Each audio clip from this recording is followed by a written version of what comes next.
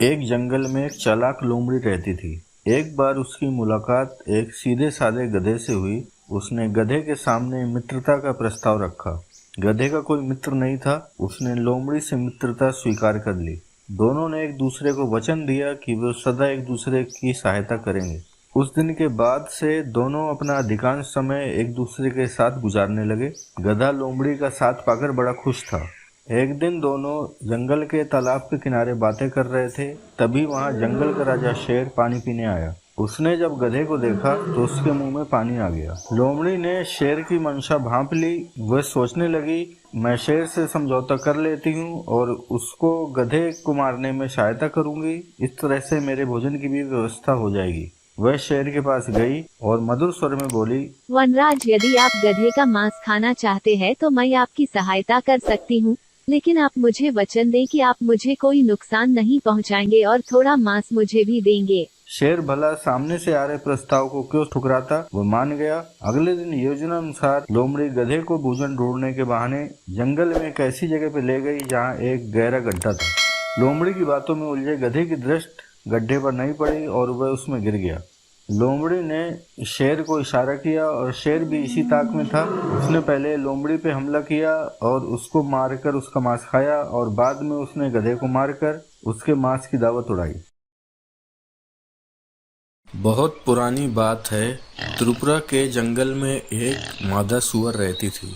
एक दिन वह जब जंगल में अपने बच्चों के लिए भोजन खोज रही थी तो उसे झाड़ी के पास एक बाघ का छोटा बच्चा दिखा। तो वो डर के मारे वहां से थोड़ा दूर झाड़ियों में छुपकर देखने लगी कि कहीं ऐसा तो नहीं है कि उसकी माँ बाघिन वहीं पास में हो और बच्चे के पास आता देखकर वो उस पर हमला कर दे। तो वो वहीं झाड़ियों के पास ही काफ़ी देर तक बैठी रही, लेकिन कोई नहीं आया। उसके बाद जब देखा उसने कि अब अंधेरा होने वाला है तो उसको चिंता हुई कि लगता है बाघिन को किसी शिकारी द्वारा मार दिया गया है और उसके बच्चे को इस तरह अकेला छोड़ना ठीक नहीं रहेगा। तो उसे दया आ जाती है और वो सोचती है कि मैं कैसे इस हालत में इस अनाथ शावक को छोड़ सकती हूँ। आखिर मैं भी एक माँ हूँ और मेरे पीछे इस शावक को कोई खा जाएगा।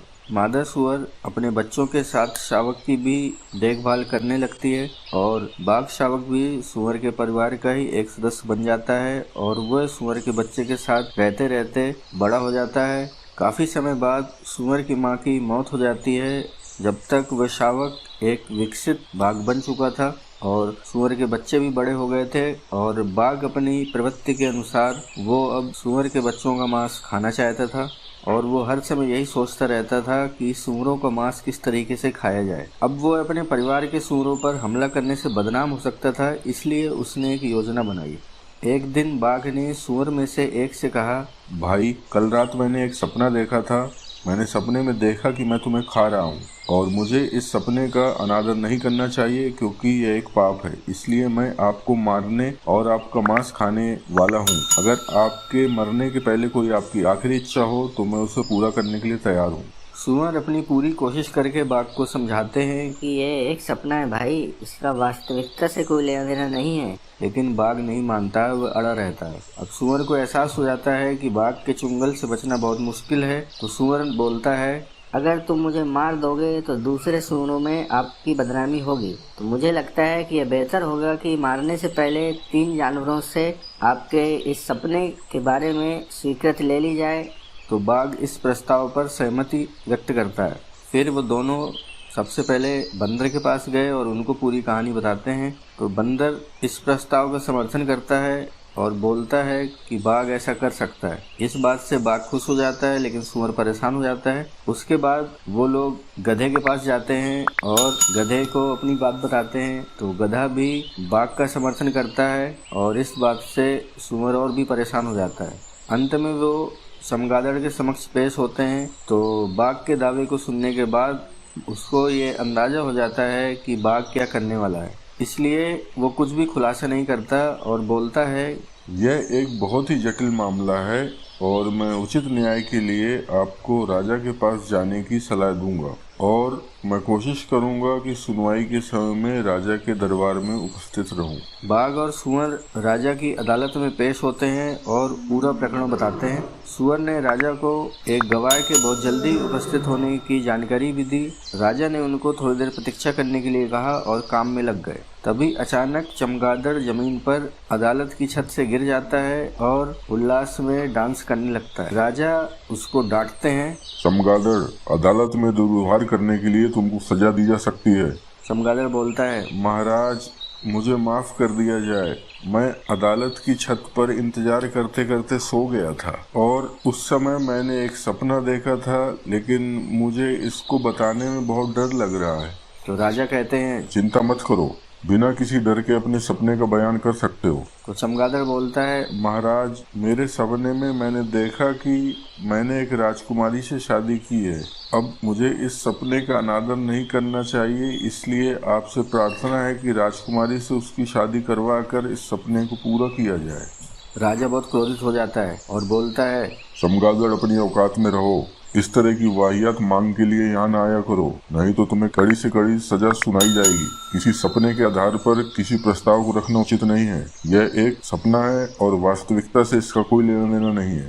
चमगादड़ बोलता है, अगर ये सच है तो फिर ये कैसे बाघ अपने सपने के दम पर सुअर को मारने के लिए, को मांस को खाने के लिए मांग कर सकता है। राजा उसके बाद फैसला सुनाते हैं कि सपने की वजह से कोई किसी को नहीं मार सकता है और ना ही उसका मांस खा सकता है। इसलिए बाघ के इस प्रस्ताव को खारिज किया जाता है और उसको ये आदेश दिया जाता है कि वो अब सुअरों के साथ नहीं रह सकते।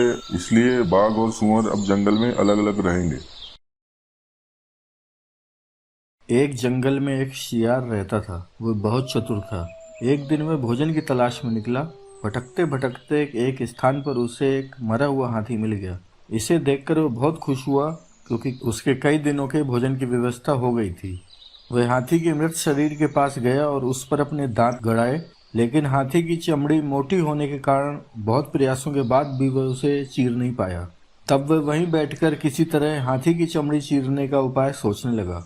कुछ देर बाद उसे जंगल का राजा शेर आता हुआ दिखाई पड़ा, जिसे देख उसने सोचा कि क्यों न इससे ही हाथी की मोटी चमड़ी चिरवाई जाए। जैसे ही शेर पास आया, वह उसका स्वागत करते हुए बोला, वनराज, आपके इस सेवक ने आपके लिए इस हाथी का भोजन तैयार रखा है। कृपया इसे ग्रहण कर मुझ पर उपकार कीजिए। शेर जंगल का राजा था। वह बोला, मैं जंगल का राजा हूँ और मैं अपना शिकार खुद करता हूँ। मैं किसी दूसरे के द्वारा मारे गए जानवर को नहीं खाता, इसलिए इसे तुम ही खाओ। और इनकार करते हुए वह वहां से चला गया। सियार बहुत खुश हुआ कि अब इस हाथी पर पूर्ण रूप से मेरा ही अधिकार है। परंतु समस्या अब भी जस की तस थी। थोड़ी देर बाद वहां से एक बाघ गुजरा। मृत हाथी पर नजर पड़ते ही उसकी लार टपकने लगी।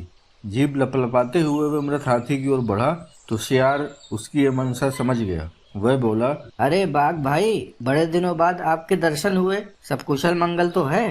बाघ बोला, मैं ठीक हूँ, तुम कैसे हो और इस मृत हाथी के पास क्या कर रहे हो? सियार बोला, मैं यहाँ इस मृत हाथी की रखवाली कर रहा हूँ। शेर ने इसका शिकार किया है और मुझे इसकी रखवाली की जिम्मेदारी देकर वो नदी में स्नान करने गए हैं। वैसे आप भी इस हाथी का मांस चख सकते थे, लेकिन शेर तो आपका बैरी ठहरा। उसे पता चल गया कि आपने उसका भोजन जूठा कर दिया है, तो वो फिर न आपको छोड़ेगा न मुझे। इसलिए खैर इसी में है कि आप उसके आने से पहले यहाँ से चले जाएं। सियार की बात सुनकर बाघ वहां से भाग गया। कुछ देर बाद वहां से एक चीता गुजरा। चीते के दांत तेज होते हैं। सियार ने सोचा कि कोई ऐसी चाल चली जाए कि ये चीता हाथी की चमड़ी भी फाड़ दे और बिना मांस खाए यहाँ से चलता बने। तो उसने चीते से कहा, मित्र, आओ आओ, देखो ये मरा हुआ हाथी है। ये शेर का शिकार है। मैं इसकी निगरानी कर रहा हूँ। तुम मुझे भूखे जान पड़ते हो। चाहो तो तुम इसका कुछ मांस खा सकते हो। जैसे ही मैं शेर को आता देखूंगा, तुम्हें बता दूंगा, तुम तत्काल भाग जाना।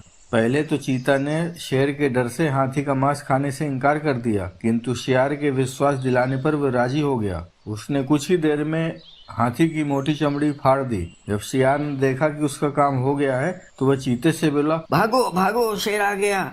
बिना एक क्षण गवाए चीता भाग गया। सियार ने मजे से उस हाथी का मांस कई दिनों तक खाया। इस प्रकार उसने अपनी चतुराई से, सूझबूझ से अपनी समस्या का समाधान निकाला। बहुत पुरानी बात है। जंगल में एक शेर रहता था। एक दिन वह अपनी सलाहकार लोमड़ी के साथ शिकार पर गया। उसने एक गधे को वहां से जाते हुए देखा तो लोमड़ी ने शेर से कहा, महाराज, अगर आप गधे को ये संदेश भिजवाएंगे कि आप उससे संधि करना चाहते हैं तो वो आपकी गुफा में खुद ही चलाएगा। तो ये सुनकर शेर ने गधे को बुलाया। अरे गधे जी, हम आपसे दोस्ती करना चाहते हैं, क्या आप हमारे महल में आएंगे? वहाँ हम संधि करेंगे और आपके भोज की भी व्यवस्था की जाएगी। शेर की बात सुनकर गधा बहुत खुश हुआ और सही समय पर वह शेर की गुफा में पहुंच गया। शेर ने गुफा में ही एक झपट्टे में उसकी गर्दन को दबोचकर मार दिया और लोमड़ी से बोला, जरा इस पर नजर रखना, मैं एक छोटी सी झपकी लेकर आता हूँ, उसके बाद रात्रि भोज में इसे परोसना। यह कहकर शेर चला गया। लोमड़ी काफी चालाक थी, उसने गधे का दिमाग निकाल कर खा लिया। शेर जब झपकी लेकर आया तो देखा कि गधे का दिमाग भोज में नहीं है, तो उसने लोमड़ी को गुस्से से कहा, ये क्या सलाहकार, इसके सर में तो दिमाग ही नहीं है। लोमड़ी ने हंसते हुए कहा, महाराज, अगर इसके दिमाग होता तो ये आपकी बातों में कभी ना आता। गधों में दिमाग होता ही कहाँ है। लोमड़ी की बात सुनकर शेर मायूस हो गया और बिना दिमाग वाले गधे का भोजन करने लगा। इस कहानी से हमें क्या सीख मिलती है कि चतुर व्यक्ति के पास हर सवाल का जवाब होता है और वो अपनी चतुराई से किसी को भी अपनी बातों में ला सकता है। जंगल के राजा शेर को अपनी शक्ति पर बड़ा घमंड था। वह स्वयं को सबसे ज्यादा ताकतवर समझता था, इसलिए जंगल के हर जानवरों पर वह अपनी धौंस जमाता रहता था। जंगल के जानवर भी क्या करते, अपने प्राण सबको प्रिय थे, इसलिए न चाहकर भी वो शेर के सामने झुक जाते थे। एक दिन दोपहर के समय शेर एक पेड़ के नीचे सो रहा था। वहीं एक मच्छर भिनभिना रहा था, जिससे शेर की नींद में खलल पड़ रहा था। वह मच्छर से बोला, हे मच्छर, देखता नहीं मैं सो रहा हूँ, भाग यहाँ से, नहीं तो मसल कर रख दूंगा। मच्छर बोला, क्षमा करें वनराज, मेरे कारण आपकी नींद में व्यवधान उत्पन्न हुआ, किंतु आप मुझसे ये बात नम्रता से भी कह सकते हैं, आखिर मैं भी इस धरती का जीव हूँ। अच्छा, तो तू छोटा सा मच्छर मुझसे जवान लड़ाएगा? और क्या गलत कहा मैंने? तुम मच्छर हो ही ऐसे कि तुम्हें यूं ही मसल दूं मैं तो ये बार बार कहूँगा, क्या बिगाड़ लोगे तुम मेरा? मच्छर को शेर की बात और उसका ये व्यवहार बहुत बुरा लगा। वह अपने साथी मच्छरों के पास गया और उसने सारी बात बताई। सभी मच्छरों को शेर की बात चुभ गई। उन्होंने तय किया कि इस बारे में एक बार सब मिलकर शेर से बात करेंगे। सभी मच्छर शेर के पास पहुंचे और बोले, वनराज, हमें आपसे बात करनी है। शेर बोला, जल्दी बोलो, मुझे तुम जैसों से बात करने की फुर्सत नहीं है। मच्छर बोले, वनराज, आप होंगे बहुत शक्तिशाली, किंतु इसका ये अर्थ नहीं है कि आप अन्य जीवों और प्राणियों का मजाक उड़ाएं या उनको नीचा दिखाएं। शेर घमंड में बोला, मैंने जो कहा सच कहा, मैं सबसे शक्तिशाली हूँ और मुझे कोई हरा नहीं सकता है। मच्छर भी चुप नहीं रहे और बोले, ऐसा नहीं है, अगर आप शक्तिशाली हैं तो हमें भी इतना सामर्थ्य है कि आवश्यकता पड़ने पर हम किसी का भी सामना कर सकते हैं और उसको हरा भी सकते हैं। हम आपको भी हरा सकते हैं वनराज। यह सुनकर शेर हंसते हुए बोला, तुम लोग मुझे हराओगे? तुम लोगों की इतनी हिम्मत कि मेरे सामने आकर ये बात कहो? मेरी शक्ति का अंदाजा नहीं है तुमको, नहीं तो ऐसा कभी नहीं बोलते। अभी भी समय है, भाग जाओ यहाँ से, नहीं तो कोई भी नहीं बचेगा। शेर के घमंड ने मच्छरों को और भी ज्यादा क्रोधित कर दिया। उन्होंने ठान लिया कि इस शेर को मजा चखा कर ही रहेंगे। वो सारे मच्छर इकट्ठे हो गए और शेर पर टूट पड़े। वो शेर को जगह जगह काटने लगे। शेर दर्द से कराह उठा और इतने सारे मच्छरों का सामना करना उसके बस से बाहर था। वो दर्द से चीखता हुआ वहां से भागा, लेकिन मच्छरों ने उसका पीछा नहीं छोड़ा। वो जहाँ भी जाता वो उसके पीछे जाते और उसे काटते। आखिरकार शेर को झुकना पड़ा और उसने हार मान ली। वो मच्छरों के सामने गिड़गिड़ाने लगा, मुझे बख्श दो, मुझसे बहुत बड़ी गलती हो गई जो मैंने तुम्हें तुच्छ समझकर तुम्हारा मजाक उड़ाया और तुमसे बुरा व्यवहार किया। आज तुमने मेरा घमंड तोड़ दिया है, अब मैं किसी को भी नीचा नहीं दिखाऊंगा। मच्छरों ने अब शेर को काटना बंद कर दिया और वो बोले, घमंडी का घमंड कभी न कभी अवश्य टूटता है। आज तुम्हारा टूटा है, अब घमंड करना छोड़ दो, अन्यथा एक दिन ये तुम्हें ले डूबेगा। कभी किसी प्राणी को नीचा मत समझो, हर किसी का अपना सामर्थ्य और शक्ति होती है। शेर वहाँ से उनकी बात सुनकर तुरंत रफू चक्कर हो गया। तो दोस्तों, ये कहानी आपको कैसी लगी कमेंट करके ज़रूर बताइए। इस वीडियो को लाइक करिए, चैनल को सब्सक्राइब करने के बाद बेल आइकन ज़रूर दबाएं।